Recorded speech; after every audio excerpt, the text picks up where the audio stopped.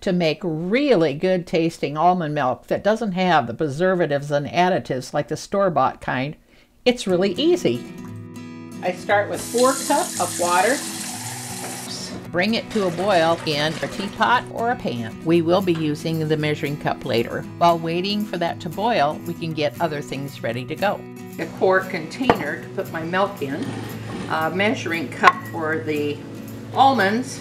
I'm going to be using this inexpensive strainer, and you can see I've used it so much I'm about wearing it out, but it still works. We'll need a straining cloth, either cheesecloth or a reusable one like this, which saves money. I use a tea towel, fold it in half again, and then just cut out 4 of those squares. Then put it in the laundry, and it's ready for another use. I've used this one many times. I measure 1 cup of almonds and then rinse them just to make sure there's no chemicals on them. When the water is boiling hot, I just pour it back into the measuring cup where we are going to soften our almonds. Now in the boiled water, carefully put in the cup of almonds. Now remember, it's boiling hot, so you don't want to splash that on yourself. We need it to soak for an hour or more.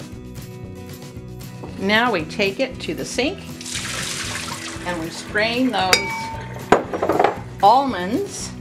I rinse them a couple times here, then put them in a blender. Rinse my measuring cup. We're going to get another 4 cups of water.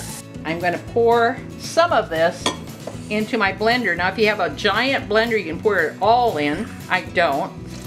I fill it about half full or a little more. And then I save the rest for later. First I'm going to give it a few pulses so that it starts cutting up these almonds so it doesn't completely spill out.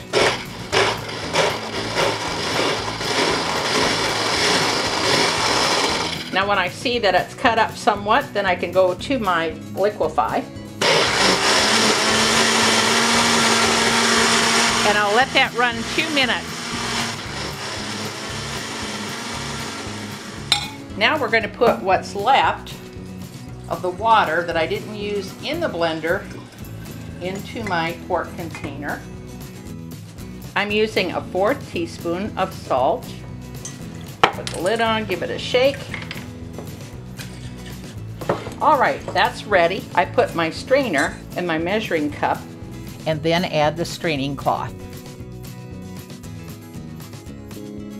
I pour this pulp into the strainer. The milk is already starting to go through the strainer. We can let gravity help us out by letting it just sit for a few minutes. It's only been 5 minutes, but you can see how this is very dry around here. So that means it's ready for milking. So when they joke about how to milk an almond, this is how you milk an almond. I gather the corners of the cloth together and then work my hands down. Make sure you wash your hands thoroughly, of course. I keep twisting and squeezing until the milk is no longer pouring out. And that's how you milk an almond.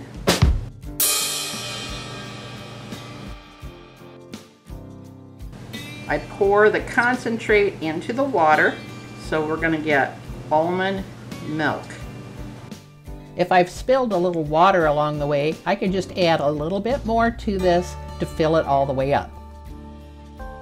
I put the lid on, give it a shake, and then put a label on it that tells the date I made it. It will last for 10 days in the refrigerator.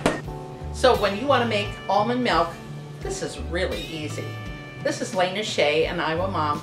Thanks for watching. If you'd like to see more of my videos, go to youtube.com/@IowaMom. Then click on the video tab for a whole list.